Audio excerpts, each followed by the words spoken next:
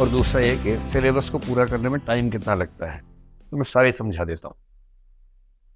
देखिए, अगर आप यूपीएससी की तैयारी ठीक से करना चाह रहे हैं, यूपीएससी, तो मैं सारे समझा देता हूँ। देखिए, अगर आप यूपीएससी की तैयारी ठीक से करना चाह रहे हैं, यूपीएससी, और आपकी बैकग्राउंड ज्यादा नहीं है, बैकग्राउंड से फर्क पड़ता है। जैसे मान लीजिए आपने हिस्ट्री, ज्योग्राफी, पॉलिटिकल साइंस से ग्रेजुएशन किया और गंभीरता से किया, तो आपके लिए यूपीएससी की तैयारी में समय काफी कम हो जाएगा। पर यदि आपने ग्रेजुएशन गंभीरता से नहीं किया हुआ है, मौज में किया हुआ है, जैसे अमूमन हम लोग करते हैं, या किसी एक सुपर स्पेशलाइजेशन वाली स्पेसिफिक ब्रांच में किया है, जैसे मान लीजिए आपने बीटेक किया और बीटेक भी ऐसी चीज में किया, कंप्यूटर साइंस में, जो यूपीएससी में है ही नहीं ऑप्शन, तो बीटेक कंप्यूटर साइंस आपकी यूपीएससी की तैयारी में सीधे फायदा नहीं करती है, नहीं के बराबर फायदा। तो अगर आपकी बैकग्राउंड नहीं के बराबर मान ली जाए, तो यूपीएससी का सिलेबस एक बार ठीक से तैयार करने में 1.5 से 2 साल लग जाते हैं, अगर जीरो से हम शुरू करते हैं तो। 1.5 से 2 साल इसलिए कि ऑप्शनल की तैयारी में कुछ महीने लगते हैं, फिर एसए है, पूरा जीएस है, पूरा सीसेट है। अगर आप इंजीनियर हैं और आपका गणित बहुत अच्छा है, तो सीसेट में आपके 2-3 महीने बच जाएंगे, और गणित में भी डब्बा गोल है तो 3 महीने और एक्स्ट्रा हो जाएंगे, सीधी सी बात। तो 1.5 साल से 2 साल चाहिए फर्स्ट राउंड ऑफ प्रिपरेशन के लिए। उसके बाद आपकी रिवीजन प्रैक्टिस, जिसमें 6 महीने मेरे ख्याल से कम चाहिए। तो जिस साल आप तैयारी शुरू करेंगे, उसके 2 साल बाद का जो अटेम्प्ट है आप वो दे सकते हैं, क्योंकि आपको उस अटेम्प्ट के दौरान भी 6 महीने मिले जाएंगे। कुछ चीजें प्रीलिम्स और मेंस के बीच में भी कर लेंगे हम लोग। तो जो लोग ग्रेजुएशन शुरू कर रहे हैं उनके लिए तो बहुत मुफीद मामला ये है कि ग्रेजुएशन के साथ साथ तैयारी कर लें, ग्रेजुएशन खत्म होते ही एग्जाम दें, क्योंकि कम उम्र में आईएएस, आईपीएस या पीएससी में आने का फायदा ज्यादा होता है।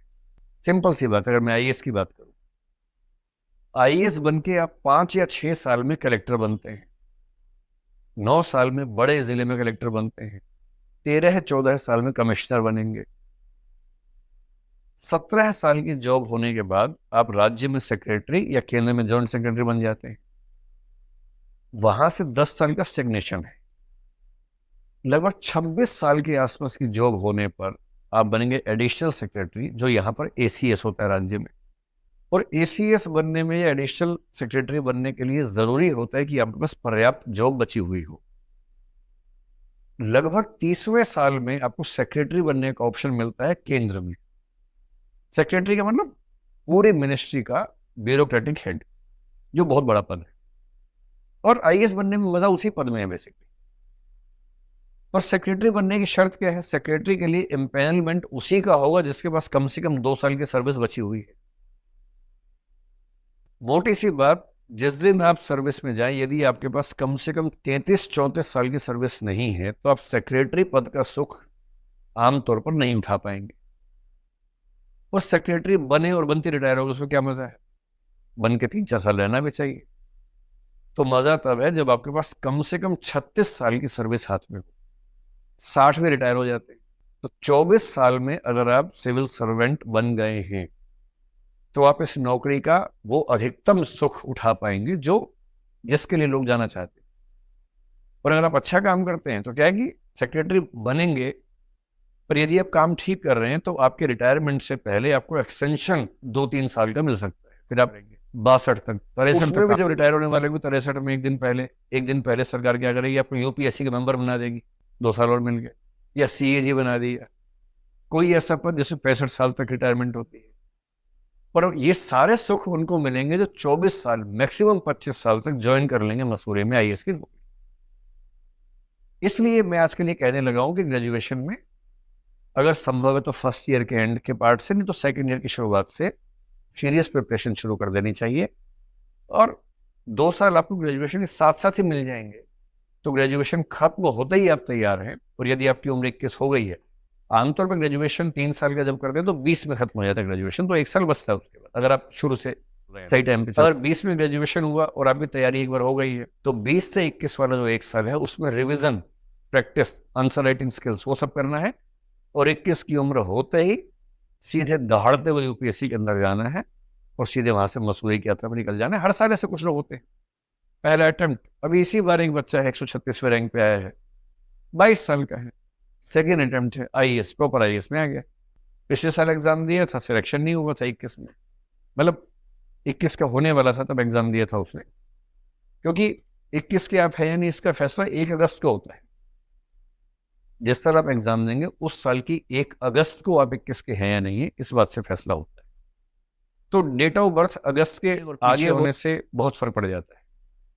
तो उसने 21 की उम्र में दिया, फिर एग्जाम दिया दूसरी बार, 22 की उम्र होती है तो प्रॉपर आईएएस में है, मैक्सिमम 22.5 साढ़े 22 में ज्वाइन करेगा, 37.5 साल की सर्विस हाथ में है।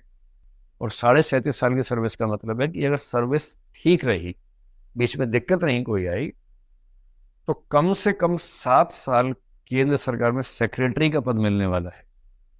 और जो 7 साल सेक्रेटरी बनते हैं उनमें से कुछ लोग बड़े सेक्रेटरी, होम सेक्रेटरी जैसे होता है, फाइनेंस सेक्रेटरी जैसे होता है, वो पद मिलते हैं। वो पद भगवान के पद नंबर 2 पे वही पद आते हैं, इतने बड़े पद होते हैं।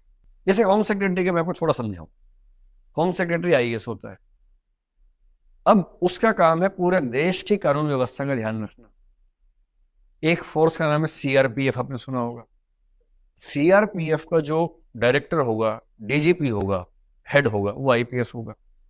सीआईएसएफ उसका हेड आईपीएस होगा, बीएसएफ उसका हेड आईपीएस होगा, एसएसबी उसका हेड आईपीएस होगा, सीबीआई उसका हेड आईपीएस होगा, एनआईए उसका हेड आईपीएस होगा, आईबी उसका हेड आईपीएस होगा।